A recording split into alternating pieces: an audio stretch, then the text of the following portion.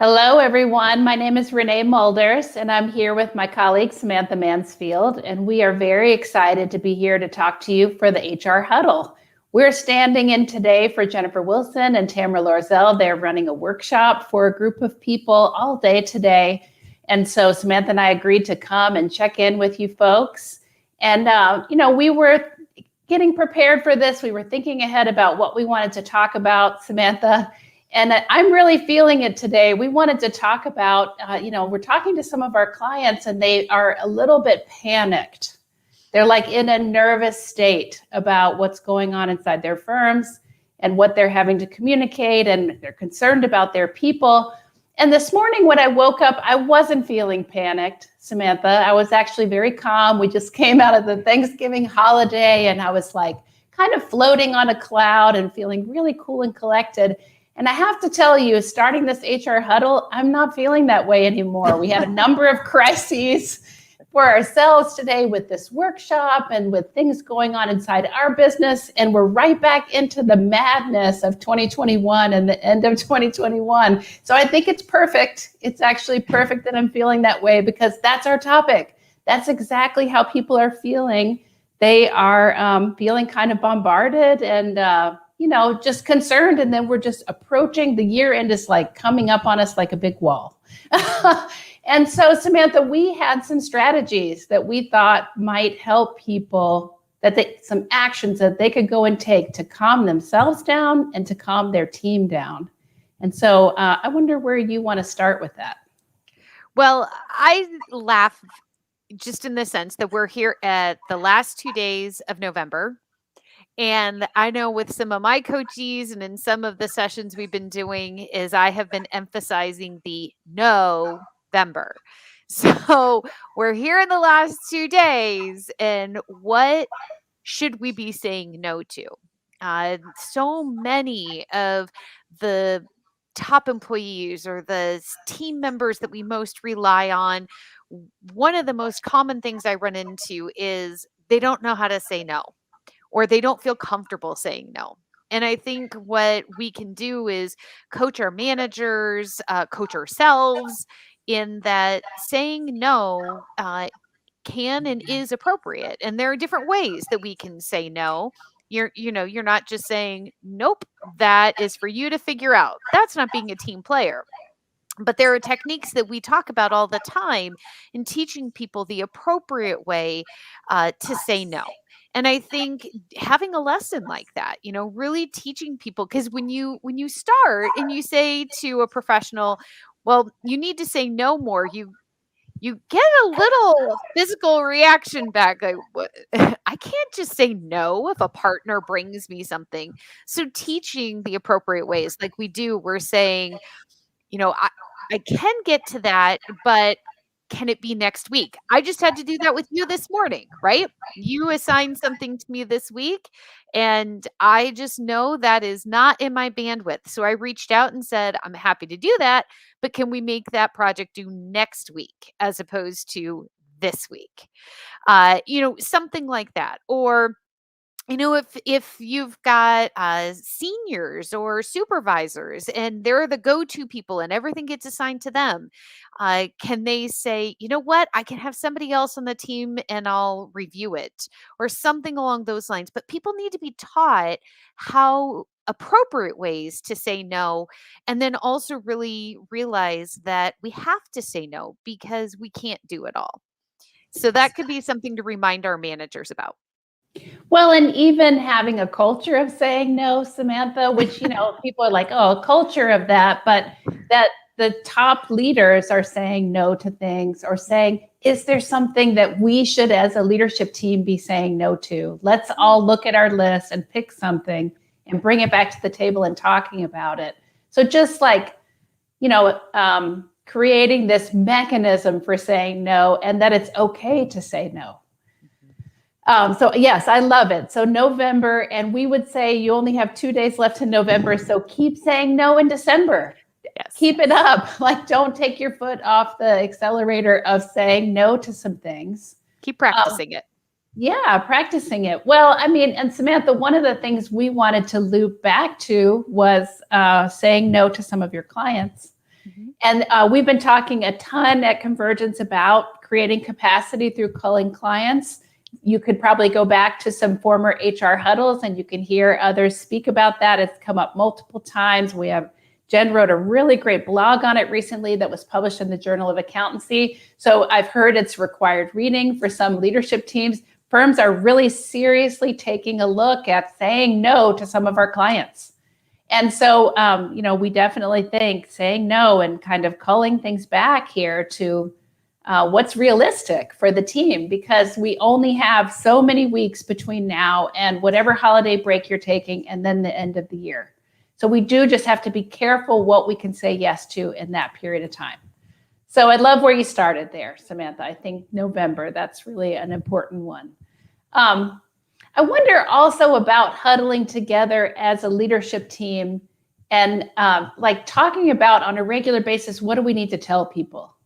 Right now, we are in a heavy communication mode because we're heading towards our own deadline and we close for 2 weeks at the end of the year. And so Emily on our team, she's our chief communicator, and she is sending out once a week this, it's like our year-end plan for what we need to be thinking about this week. And next week, she'll send it again and it'll tell us, now this week, this is what you need to be thinking about to get yourself ready to get out of the business. And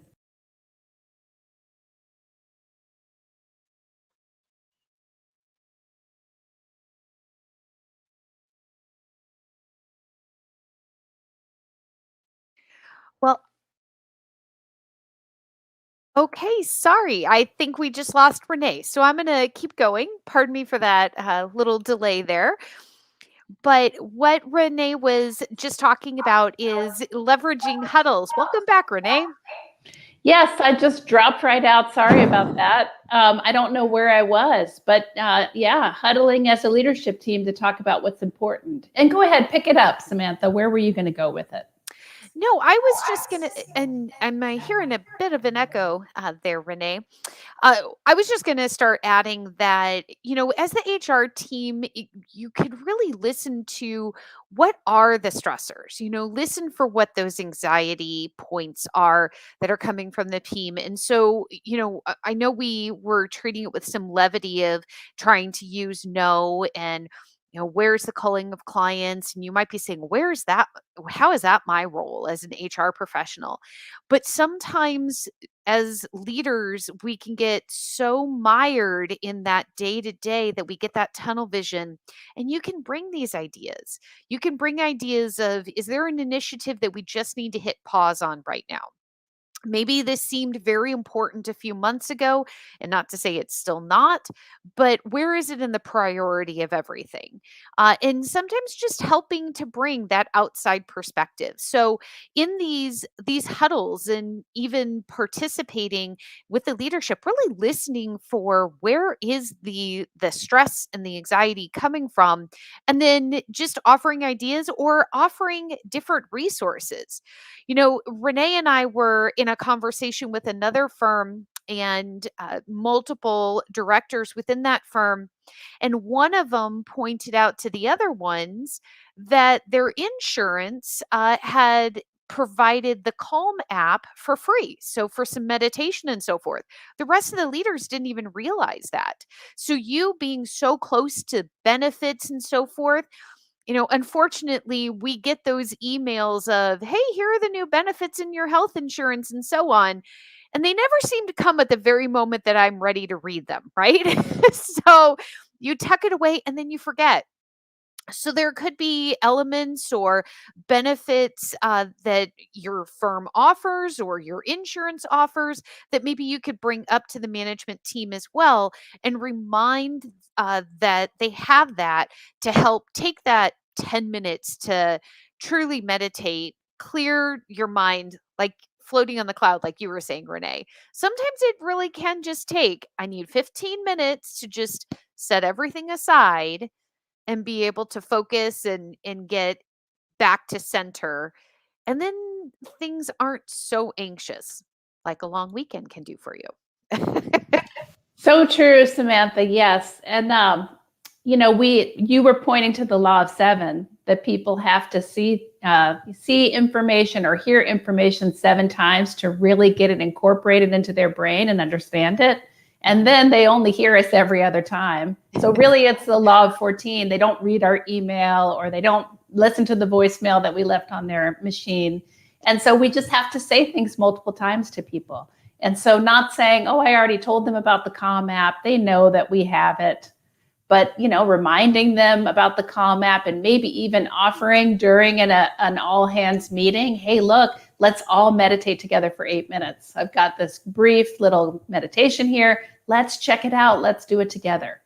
So I love that. And you have a ton of resources available for your people. You have usually some sort of employee assistance program. It's an 800 number that people can call and ask for help. There's counseling resources usually that are available through your insurance. So really pulling those out and cycling through them, I think, on a regular basis to let people know that they are available, and especially letting our coaches know they're available, because they're the ones who hopefully they're reaching out to their team members that they're assigned to and saying, hey, how are you doing? And if someone says to them, like, I'm not doing that great, then it would be nice if they had those resources at their fingertips. A great coach will talk about what's working for me, and they'll also have some, like, let's Google some stuff. Let's look for some things to support you. And so getting those resources into the hands of your people, very, very important. I also would, oh, yes. I was just gonna add that, and sometimes you might need to coach your managers, because if somebody does say, I'm really not doing so well, that manager might not know what to do with that. That might be the first time that that supervisor, that manager's gotten that kind of honesty, and they might not know the best ways. So being proactive of helping them with, if you have somebody that says this, here are some things that you can do, or of course they can loop you in, but in that moment, instead of skimming over a statement like that where somebody was vulnerable and shared, help give them some things to say or ways to engage, instead of they themselves then getting anxious about the situation. Yes, and even Samantha, like a frequently asked question document or some sort of role play that you would put in email for people, because we are encouraging, hopefully, our coaches to reach out to their people. Hopefully, everyone is assigned an owner, and we have someone reaching out to them on a regular basis. Everyone was doing this at the beginning of the pandemic. We were so proud of our firms and our leaders for doing that. I think it's really fallen by the wayside. And we've been just so busy this year, and maybe we've thought, well, people are okay. I don't know that they are. They're feeling pretty harried and pretty crazy. And so we would reprioritize that reaching out. And I love the idea of giving them some sort of role play on how to handle if they hit this question like that they're not sure how to answer. The other direction I was going to take it in, Samantha, is that sometimes when we talk to firms about being more transparent with their team, they say, I don't know what that means. Like, what am I supposed to be transparent about? And so I think what I like about the huddle idea with your leadership team is that you huddle together and say, what's going on right now that we need to go talk to people about? And sometimes it might be, we've got a problem and we don't necessarily have the answer yet, but we're working on it. I'm thinking about like some of our year-end tasks. If I go back again to Emily's year-end emails, we might find that we don't have enough time to get some of these things done. And let's just pretend one thing might be billing. We might just get so backed up with client deliverables and tax planning that we hit towards the end of the year and we want people to take time off, and we aren't going to have time to get everything billed in December. And so we might need to huddle as a leadership team one week and say, hey, look, should we pause billing? And I don't often counsel that because we want to keep cash flow rolling. But, we've got to balance out all of these different things. So huddling as a leadership team to say, is there anything we should pause? Is there anything we need to go say to people that they're worried about? And doing that on a regular basis, once a week, and then getting out there and talking to your team about what's going on. And I think what's also important with that is when we have certain things that maybe we're going to hit pause on, and remembering how that might impact others, right? So we're saying, hey, we need to hit pause on this because we just can't do it. And it could be an initiative that somebody has heavily invested their time in, or they were very excited about, and now we just hit pause. And that right there can create the anxiety. So, as part of that communication, just making sure that we're saying, what's our game plan? When are we going to come back and revisit this? And all of their time and investment that they put in has not been lost or wasted, or that it's no longer absolutely not an issue. And unless that is the case, but then that has to be communicated as well. So just helping your leaders, because especially in these times where we're needing to cut things off or pause them because we don't have capacity, we might shorten the communications, and then that starts to just again create more wonder, more frustration, and it was the very thing you were trying to avoid.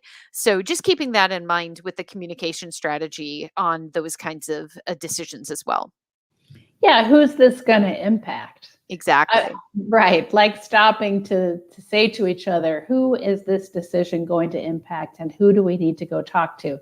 And we might be sending some sort of generalized communication out to the whole team, but then we say, hey, look, this is really going to impact Samantha.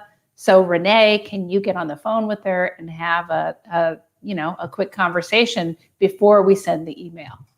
Yeah, strategic communications. And people really appreciate that. They don't like the news, perhaps, that their project was the one that got paused, but they would rather hear the reasoning behind it and know ahead of time than get surprised by it. Exactly. Yeah. Well, so one other thought that I'm having, because we told you we think your coaches should be huddling with your people, and we would like for that to be happening once a week. And one thing that they might have to do is coach on overwhelm. Because we are feeling, in general, I think people are feeling very overwhelmed. We're approaching the year end, lots of priorities. And so as a coach, I have to roll up my sleeves and get in there and help that person prioritize. And it's tough, I think, as a coach right now, because I have my own pile. Yeah. So I'm thinking about like, hey, Samantha, let's get in there and look at your pile. And I'm like, my pile is, burning a hole in my own pocket or something over here, freaking me out. And so, we have to be kind of selfless in that case as a coach, to set that aside and to give our coachees some time to help them figure out what's a priority and what is not. Something when you were saying that, Renee, because I did not come into this week floating on a cloud. I had a fabulous Thanksgiving, but these next 2 weeks are busy, challenging weeks for me. And it started this morning with a coaching call.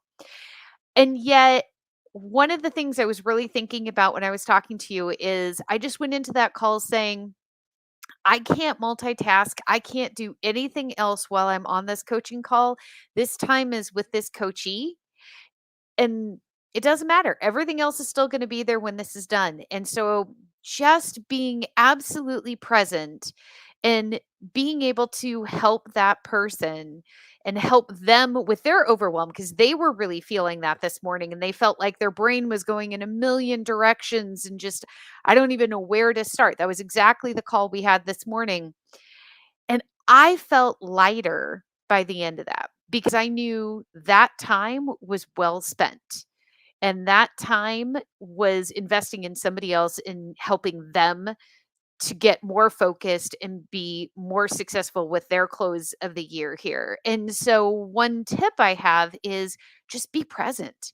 We're so prone to, well, yeah, I'll have this call, but my eyes over here looking at my email and watching how much email is bubbling up, or I stop listening and I just start thinking of, okay, well, what's that blog I'm going to write? Or is there something in here? Those kinds of things. But not doing that and truly just letting your brain be present and focused and be engaged. And I left that conversation helping me to feel lighter. My workload was still the same this week, but it really can make a difference in knowing the impact you have in that conversation. I love that, Samantha. That's the power of that generous, approach for others, and what it creates inside of you. It's like giving for someone else, but it creates something great inside of me, great feelings inside of me, feelings of satisfaction. And I always, what I try to use for myself is my commitment, because you are committed, Samantha, to that coachee, and you're committed to their success. And, you're committed to these other things too, but right now those have to pause. They have to be put to the side because I have this commitment to this person. So I love that. I think that's a great place for us to leave it because, this is all about calming your team down, staving off panic. And so that commitment to each other can really help center us, make us feel better. And ultimately, we're going to get to the end of this month, the end of November, the end of December, no matter what happens, it's coming, right? And so we're just going to do our best. We're going to have our team do our best, and then we're all going to go off and have a good holiday. And maybe that's where we should leave you, is be sure you are scheduling some time off here towards the end of the year. If you haven't taken time off, be sure your people are scheduling time off and taking a break. Everyone needs rest. And we need to get ourselves ready for a wonderful, great 2022. We can't do that if we're tired and anxious and, carrying a huge load into 2022. So we hope some of these strategies help you. And definitely let us know if you have questions, if you're looking for resources. And Samantha, thank you so much for helping me get centered again around my own commitment and sharing these ideas with everyone. Thank you so much, Renee. It was a pleasure being here with you today.